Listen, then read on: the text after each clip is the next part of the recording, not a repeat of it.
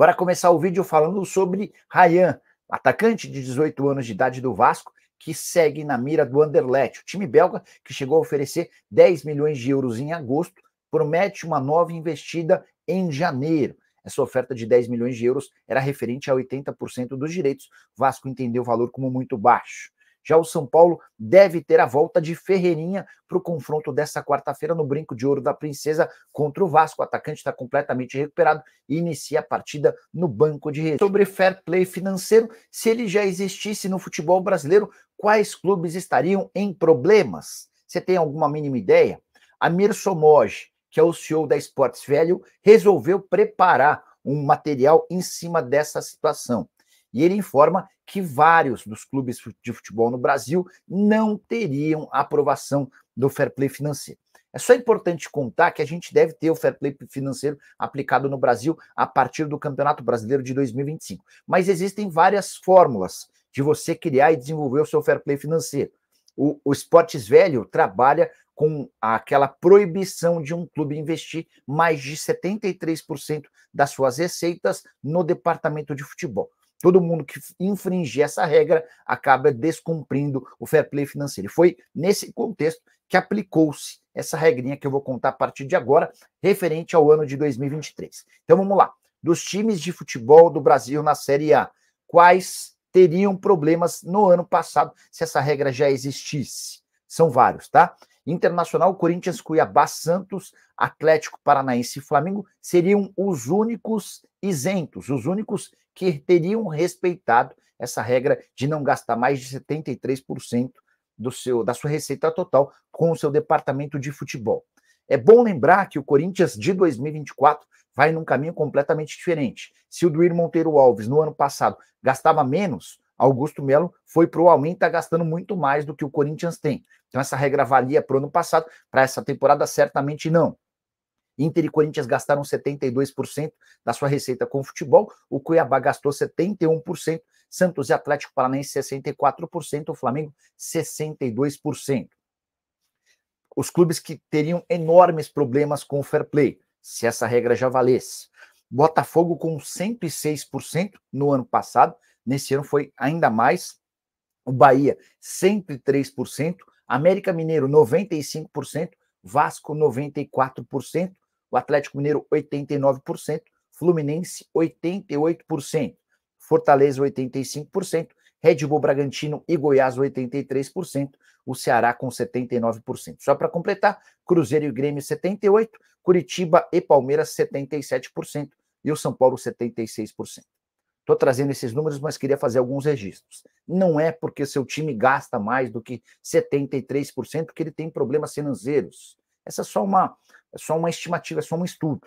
Por exemplo, Palmeiras e São Paulo estão muito próximos nesse numerário, mas o Palmeiras tem uma condição financeira infinitamente melhor do que a do São Paulo. Então, galera, você conseguiu acompanhar nesse momento as palavras ali do Jorge Nicola, atualizando sobre a situação envolvendo Ryan. Porém, logo após, saiu mais uma informação que uma equipe italiana, a Fiorentina, estaria de olho e negociando com a joia do Vasco. Ele que, depois que subiu da base para o profissional, é um cara que não vem tendo regularidade, jogador que, por exemplo, aquele jogo Vasco e Palmeiras, deu um passe para o Flaco Lopes fazer o gol do Palmeiras. Então o Ryan vem muito mal realmente no Gigante da Colina. E aí tem essa possibilidade de venda para a Fiorentina. O Nicola vai voltar com essas informações para vocês. Em relação a fair play financeiro, uma situação bastante complicada realmente, né? É uma coisa que gera bastante polêmica, gera bastante confusão. Você viu ali, o Vasco seria uma das equipes que poderia ser muito afetada com toda essa situação. É claro também do Bahia, do Botafogo. Mas é uma parada que a gente tem que demandar tempo, a gente não sabe como é que vai ser a situação do futebol brasileiro, mas eu também concordo, teria que ter fair play financeiro, mas eu acho que tem que ter limite, tem que ter uma maneira mais certa de se impor, digamos assim, de colocar o fair play financeiro no futebol brasileiro. Você não pode, por exemplo, deixar um teto de orçamento. Eu acho que o ideal é fazer com que os clubes honrem os seus compromissos. Por exemplo, a gente olha o Corinthians cheio de dívida, fechando com vários jogadores. Então, isso aí eu acho errado. Então, essa que é a minha opinião. Agora, mais uma atualização para vocês em relação ao estádio de São Januário. Informação aqui do GE, ó, estádio do Vasco pode ser o top 10 de arenas com maior capacidade de público no Brasil. E aí, vocês me perguntam, por quê? Por que o Vasco pode virar? Lembrando que o Vasco está em processo para conseguir a reforma de São Januário, está buscando a situação envolvendo o potencial constitutivo, e o projeto inicial era de 47.300 pessoas para São Januário. Mas a diretoria do Vasco está articulando, está buscando que esse número possa ser alterado. E aí, de 47 iria para 57 mil, ou seja, um aumento aí de 10 mil pessoas em São Januário. É um número que é considerável, né? 57 mil pessoas, por exemplo, nesse jogo de agora, Vasco e Atlético Mineiro, pela semifinal da Copa do Brasil, era um jogo típico para poder ter o Caldeirão literalmente lotado e seria realmente top demais. E aí, para vocês entenderem, ó, os estádios com maior capacidade do Brasil é Maracanã, 78 mil, Mané Garrincha, 72, Morumbis, do São Paulo, 66, quase 67 mil pessoas, Castelão, quase 64 mil, Mineirão, em quinto lugar, com 61.800 pessoas, o Arruda, com 57 mil, a Arena lá de Porto Alegre, no caso, né, a Arena do Grêmio, 56.500, Beira Rio, 56 mil, Mangueirão, Belém, 55 mil, Parque do Sabiá, Uberlândia, 54 mil aproximadamente. Então o Vasco conseguiria ali ficar, por exemplo, junto ali do Arruda, com 57 mil em sexto lugar na situação envolvendo as maiores arenas.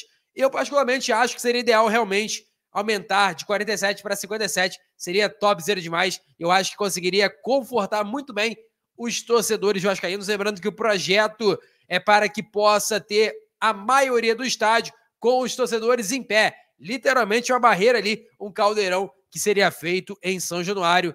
Quero saber a sua opinião relacionada a isso. E agora o Jorge Nicola vai atualizar vocês sobre a situação envolvendo Rayan e também, cara, uma situação do avião da Leila Pereira. Gerou bastante polêmica e você vai acompanhar nesse momento todas as informações do Vasco, Jorge Nicola. Falar sobre mais uma treta envolvendo o avião de Leila Pereira, aquele mesmo que ela havia comprado para que o Palmeiras pudesse viajar. Mais do que isso, a Leila viu na possibilidade de ter um avião para sua empresa como uma grande fonte de receita, mais uma, de negócios. Afinal de contas, ela pretendia levar a delegação do Palmeiras para os jogos e também de outros times brasileiros.